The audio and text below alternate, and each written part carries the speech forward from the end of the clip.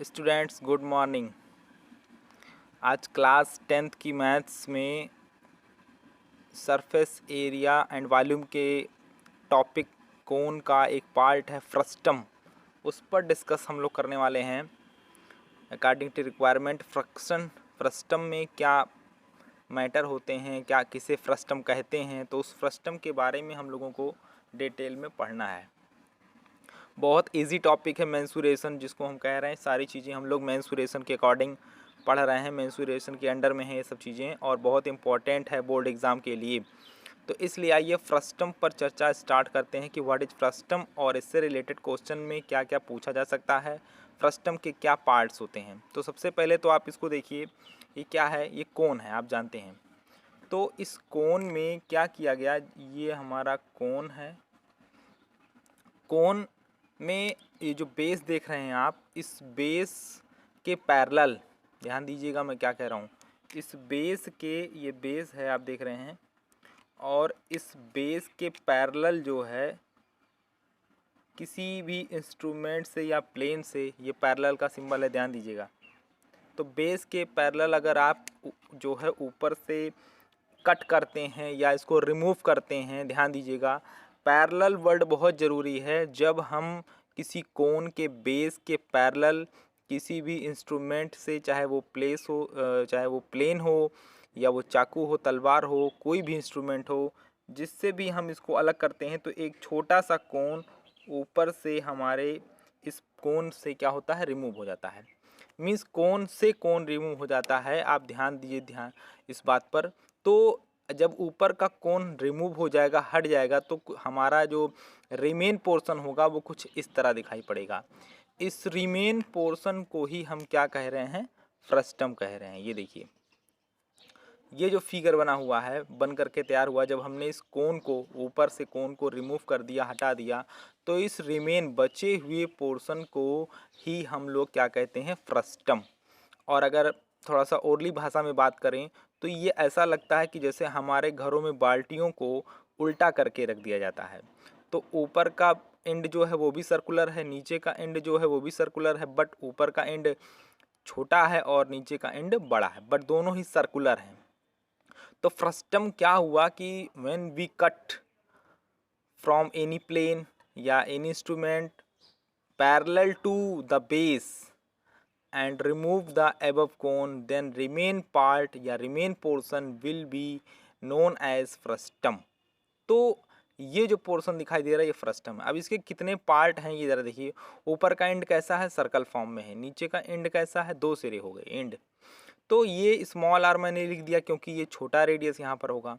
Circle है तो radius होगा। नीचे का एंड भी सर्कल फॉर्म में है, लेकिन यहाँ का रेडियस बड़ा होगा तो मैंने कैपिटल आर लिख दिया। ये जो देख रहे हैं आप, यहाँ पर भी कोन में भी स्लैंट हाइट होती थी, तो यहाँ पर भी स्लैंट हाइट को एल से रिप्रेजेंट किया गया है, और जो हमारी वर्टिकल हाइट होती है उसको हम स्मॉल एच से रिप्रेजेंट करते हैं। बहरहाल फिर भी मैंने यहाँ लिख दिया है स्मॉल एच। मीन्स ध्यान दीजिएगा, जब हम लोग क्वेश्चन सॉल्व करेंगे तो क्वेश्चंस में यही सब लिखे होंगे। वहाँ पर capital H, small L, capital R, small R नहीं लिखा होगा। वहाँ पर यही वर्ड्स इस्तेमाल होंगे, यही वर्ड्स हमें दिखाई पड़ेंगे। तो इसलिए हमें अच्छे से फ्रस्टम के ये पार्ट्स हैं या कंटेंट हैं, इनको ध्यान देना होगा। तो हाइट ऑफ फ्रस्टम को हम स्मॉल एच कहते हैं, लेकिन अगर स्लैंट वर्ड ऐड हो गया, स्लैंट हाइट ऑफ फ्रस्टम, तो वो आप पहले से जान रहे हो, स्मॉल एल हो जाएगा। और बहुत छोटी सी चीज़ है कि small R and capital R ये क्या हैं, ये दोनों ही रेडियस है। मीन्स हम कह सकते हैं radii of the ends of frustum. हमारे फ्रस्टम के दो एंड हैं, दोनों ही सर्कल फॉर्म में है, एक छोटा एक बड़ा। तो उसके लिए मैंने स्मॉल आर और कैपिटल आर लिख लिया, ये अच्छा होगा। बहुत सी किताबों में R1 एंड R2 लिखा हुआ है, इवन NCERT में भी लिखा होगा, तो उससे हमको आपको बहुत ज़्यादा परेशान नहीं होना है। फ्रस्टम क्या है वो हमने देखा, फ्रस्टम के कितने पार्ट्स हैं मेनली वो देखा, तो 4, स्मॉल एच और small L, capital R and small R. 2 radius हो गया, और एक हाइट हो गया, और एक स्लैंट हाइट हो गया। यानी 2 टाइप की हाइट और 2 टाइप के रेडियस, ये कह सकते हैं। टोटल 4 पार्ट हमारे पास है। यानी अगर फ्रस्टम का क्वेश्चन आएगा तो ये चारों चीज़ें हमारे पास होनी चाहिए। अब इसमें एक, जैसे आपने वहाँ पढ़ा था रिलेशन, आपको याद होगा, कोन में अगर हम कोन की बात करें स्टूडेंट्स एक काम करिएगा आप, जो ये फिगर आपके सामने दिख रहा है इसका स्क्रीनशॉट ले करके आप चाहें तो इसको इस तरह से लिख सकते हैं, वरना हम इसको रिमूव करके और अब आगे बढ़ने वाले हैं। तो ये चीज़ें समझ ली है हम लोगों ने कि कोण में क्या था, फ्रैक्शन में क्या था। एक यहाँ वेरी इंपॉर्टेंट रिलेशन, अगर कोण की बात करें, ध्यान दीजिएगा, अगर हम कोण की बात करें, ये कोण में हमने क्या पढ़ा था, तो कोण में हम लोगों ने पढ़ा था कि L इज इक्वल टू क्या होता है, square root of H square plus R square. ये कोण का मैटर है, ध्यान दीजिएगा। तो अब हम कहें कि यही रिलेशन फ्रस्टम में किस तरह से डेवलप हुआ है, तो फ्रस्टम में चले आइए। फ्रस्टम में हमारा जो L होगा वो L इज इक्वल टू हो जाएगा square root of H square तो होगा, बट जहाँ रेडियस है, चूँकि यहाँ पर दो रेडियस है तो यहाँ पर हमारा डिफरेंस का स्क्वायर होगा, ध्यान दीजिएगा। तो capital R minus small R, ये देखिए, तो ये हमारे फ्रस्टम में है, ये हमने कोण में पढ़ा था, ये फ्रस्टम से रिलेटेड है, ध्यान देना है बातों पर। तो ये फ्रस्टम में एक इम्पॉर्टेंट रिलेशन एच एल और दोनों रेडियस में है। तो कभी कभी क्या हो सकता है, जैसे कुछ फार्मूले होंगे जिसमें केवल एल की ही ज़रूरत पड़ेगी, तो अगर आपको स्मॉल एच और दोनों रेडियस दे दिया गया तो एल हम खुद फाइंड करेंगे। तो यही तो समझना होता है, चीज़ें जब इनडायरेक्ट होती हैं तो उसको हम पहले फाइंड करते हैं। तो यहाँ पर देख रहे हैं कि इन चारों में एक रिलेशन है, और वो रिलेशन आप देख रहे हैं L is equal to square root of something, ये लिखा हुआ है। तो एच और बोथ रेडियस यानी बोथ रेडियाई अगर दोनों पता है तो एल भी हमारा फाइंड हो जाएगा। बाकी अब वन बाय वन हम लोग फार्मूले पर चर्चा कर लेंगे फ्रस्टम में, कि पहले वॉल्यूम पढ़ना है, फिर सरफेस एरिया पढ़ना है, फिर टोटल सरफेस एरिया पढ़ना है। तो मैं इस मैटर को रफ करने जा रहा हूँ। आप देख चुके हैं कोण को स्पेशली यहाँ नहीं पढ़ना, फ्रस्टम को पढ़ना है। तो फ्रस्टम में 4 पार्ट, 2 रेडियस, 2 हाइट, और आप देख रहे हैं एक वर्टिकल हाइट है जिसको ओनली हाइट ऑफ फ्रस्टम लिखा जाता है, एक स्लैंट हाइट है एल हो गया, और 2 रेडियस हैं, 2 एंड हैं तो 2 रेडियस हो जाएगा। एक छोटा होगा और एक बड़ा होगा, जिसे मैं स्मॉल आर और कैपिटल आर से डिनोट कर रहा हूँ। कई जगहों पर R1 R2 भी लिखा गया है, बशर्ते अगर कैपिटल आर स्मॉल आर लिखेंगे तो कहीं डिफरेंस करना होगा, तो ये अच्छा होगा कि capital R minus small R. Otherwise वहाँ डिफाइन करना पड़ेगा कि R1 बड़ा है कि R2 बड़ा है, तो इसलिए यहाँ डिफाइन नहीं करना पड़ेगा, कैपिटल आर मीन्स बड़ा और स्मॉल आर मीन्स छोटा।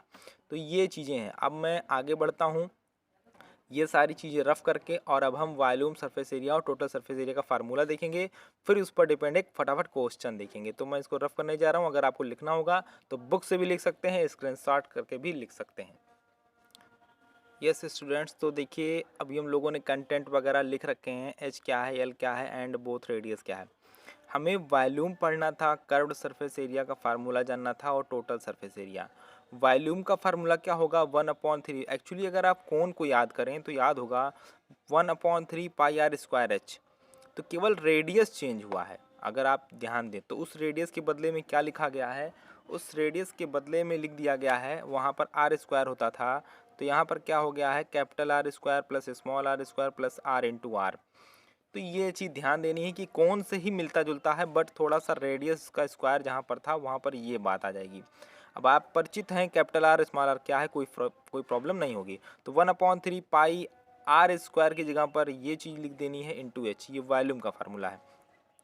कर्व्ड सरफेस एरिया जिसको हम लेटरल एरिया भी कहते हैं, ध्यान देना ये दोनों एक ही चीज़ होती है।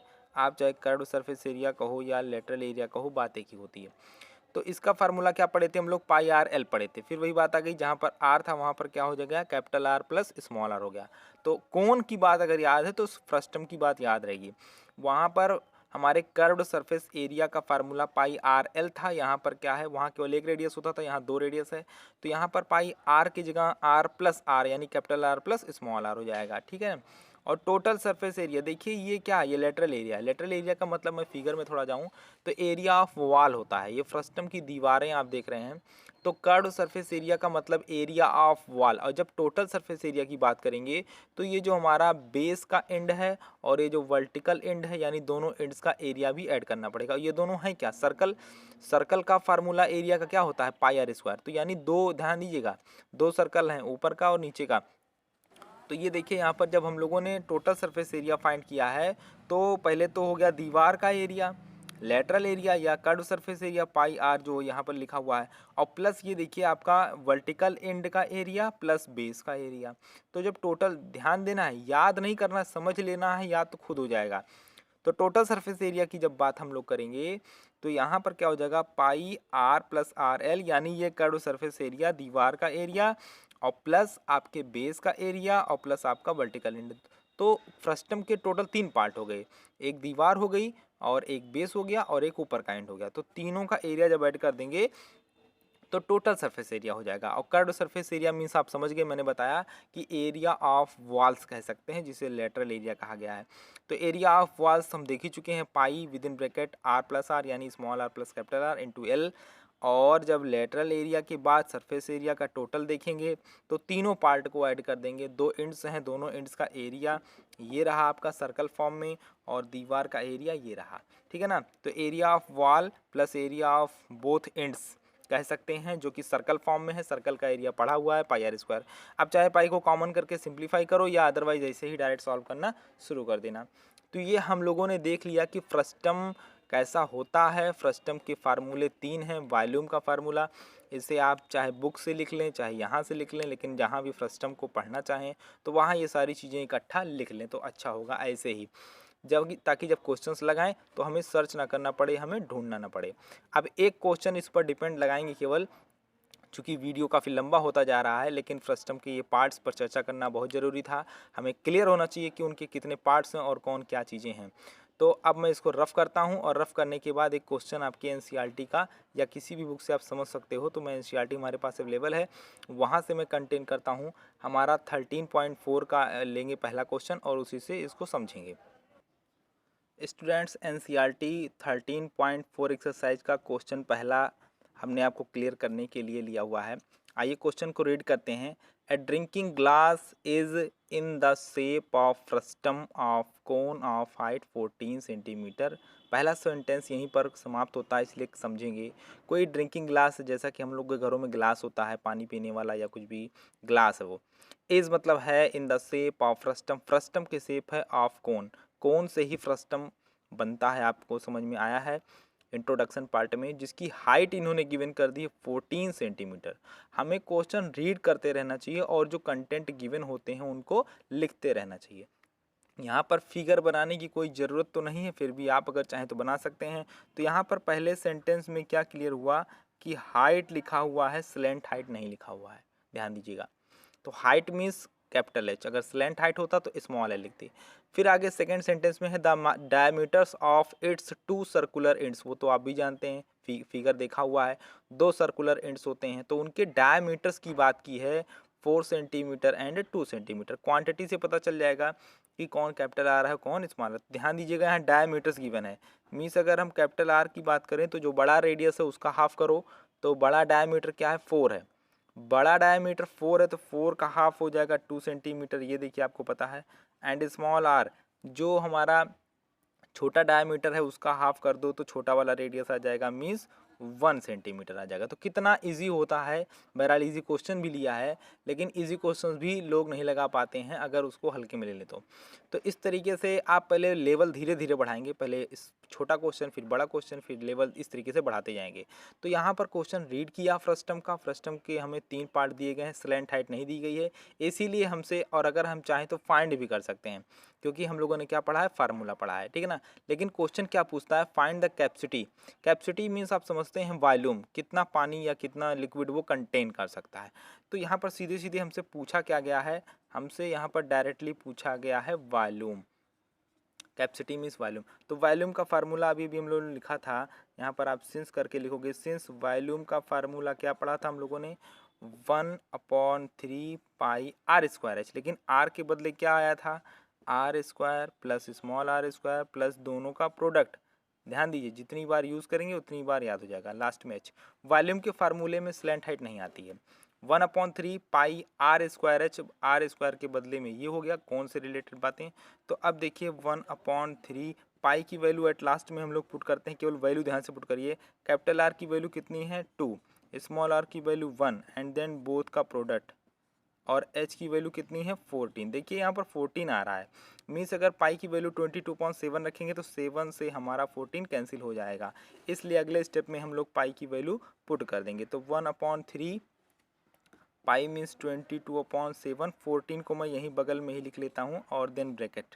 तो ब्रैकेट में देखिए ये 4 है, ये 1 है, ये 2 है, 4 + 1 5, 5 + 2 7। ये देखिए अगर हम देखें तो वैसे ही 7 से 7 कैंसिल हो गया, इसलिए इस 7 से 14 को कैंसिल करने की ज़रूरत नहीं है। ये देखिए तो अब जो बची हुई क्वांटिटी है उसको सिंप्लीफाई कर लेना है। 3 से ना तो 22 कैंसिल होने वाला है, ना तो 14 कैंसिल होने वाला है, इसलिए न्यूमिनेटर का न्यूमिनेटर में मल्टीप्लाई कर दीजिए और जो भी है उसको लिख दीजिए।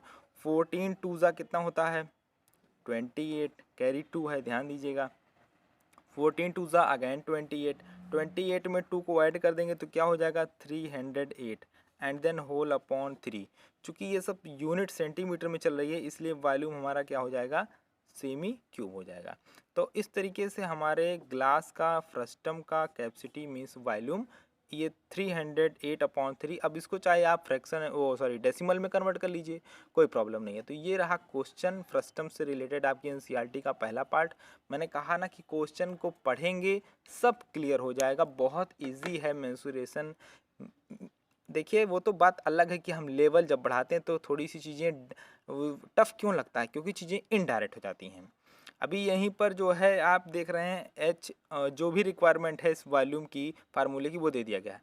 अभी यहीं पर हमारा आर मिस करके और एल दे देता, तो हम क्या करते, चूँकि हमें आर की ज़रूरत है तो हम एल का फार्मूला यूज़ करते और तब हमें ये स्मॉल आर मिलता। तो बस यही इतनी सी बात है, ये समझना होगा हर क्वेश्चन में कि जब चीज़ें का मतलब कंटेंट, यहाँ पर कंटेंट कौन है, हमारा एच है, हमारा स्मॉल आर है, हमारा कैपिटल आर है, यही सब चीज़ें कंटेंट है।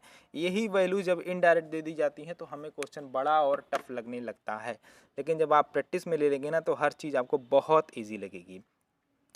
फ्रस्टम से रिलेटेड कौन से क्वेश्चन आपको पूछने हैं वो आप या तो कमेंट बॉक्स में बताएं या फिर क्वेश्चन की एक्सरसाइज लिख दें। कुल मिलाकर के आप बता दें कि फ्रस्टम से रिलेटेड कौन सा क्वेश्चन आपको पूछना है, तो उस पर भी डिपेंड एक वीडियो बनाकर आपको, एक नहीं जितने भी पूछेंगे आप वो सोल्यूशन हम बनाते रहेंगे।